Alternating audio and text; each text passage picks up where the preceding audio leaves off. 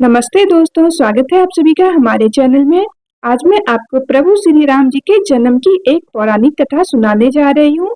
रामायण और रामचरितमानस हमारे पवित्र ग्रंथ है। तुलसीदास जी ने श्री राम को ईश्वर मानकर रामचरितमानस की रचना की, किंतु आदि कवि वाल्मीकि ने अपने रामायण में श्री राम जी को मनुष्य ही माना है।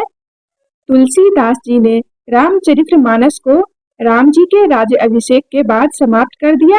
वहीं आदि कवि श्री वाल्मीकि जी ने अपने रामायण में कथा को आगे श्री राम जी के महाप्रयाण तक वर्णित किया है। महाराज दशरथ ने पुत्र प्राप्ति हेतु यज्ञ आरंभ करने की ठानी। महाराज की आज्ञा अनुसार श्याम कर्ण घोड़ा चतुरंगिनी सेना के साथ छुड़वा दिया गया। महाराज दशरथ ने समस्त मनुष्वी तपस्वी विद्वान ऋषि मुनियों तथा वेद विज्ञ प्रकांड पंडितों को यज्ञ संपन्न कराने के लिए बुलाया। निश्चित समय आने पर समस्त अभ्यांगतों के साथ महाराज दशरथ अपने गुरु वशिष्ठ जी तथा अपने परम मित्र अंग देश के अधिपति लोमपाद के जमाता रिंगी ऋषि को लेकर यज्ञ मंडप में पधारे। इस प्रकार महान यज्ञ का विधिवत शुभारंभ किया गया। संपूर्ण वातावरण वेदों की ऋचाओं में उच्च स्वर में पाठ से गूंजने लगे तथा समिधा की सुगंध से महकने लगा। समस्त पंडितों, ब्राह्मणों, ऋषियों आदि को यथोचित धन धान्य गौ आदि भेंट करके सादर विदा करने के साथ यज्ञ की समाप्ति हुई।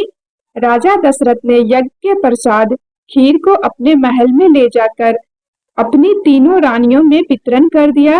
प्रसाद ग्रहण करने के परिणाम स्वरूप तीनों रानियों ने गर्भधारण किया। जब चैत मास के शुक्ल पक्ष की नवमी तिथि को पुनर्वसु नक्षत्र में सूर्य, मंगल, शनि, बृहस्पति तथा शुक्र अपने अपने उच्च स्थान में विराजमान थे। कर्क लगन का उदय होते ही महाराज दशरथ की बड़ी रानी कौशल्या के गर्भ से एक शिशु का जन्म हुआ, जो कि नील वर्ण चुंबकीय आकर्षण वाले अत्यंत सुंदर था। उस शिशु को देखने वाले देखते ही रह जाते थे। इसके पश्चात शुभ नक्षत्रों और शुभ घड़ी में महारानी कैकेयी के एक तथा तीसरी रानी सुमित्रा के 2 तेजस्वी पुत्रों का जन्म हुआ। संपूर्ण राज्य में आनंद मनाया जाने लगा। महाराज के 4 पुत्रों के जन्म के उल्लास में गंधर्व गान करने लगे और अप्सराएं नृत्य करने लगी।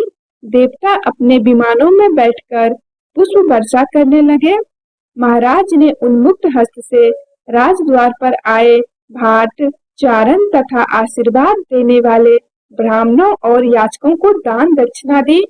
पुरस्कार में प्रजाजनों को धन्य दान तथा दरबारियों को रत्न आभूषण प्रदान किए गए।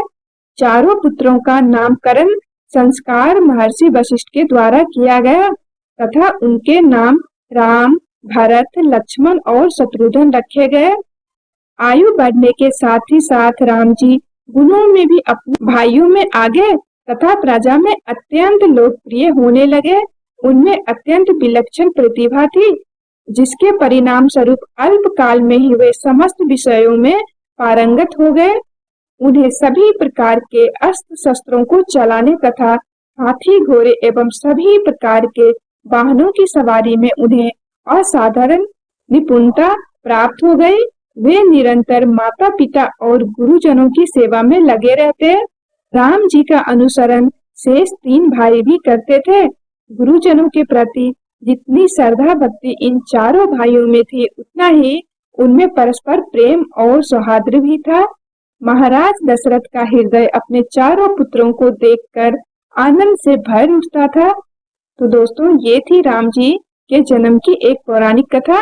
अगर आपको पसंद आए तो प्लीज वीडियो को लाइक कर दें। सभी प्रेम से बोलिए जय श्री राम।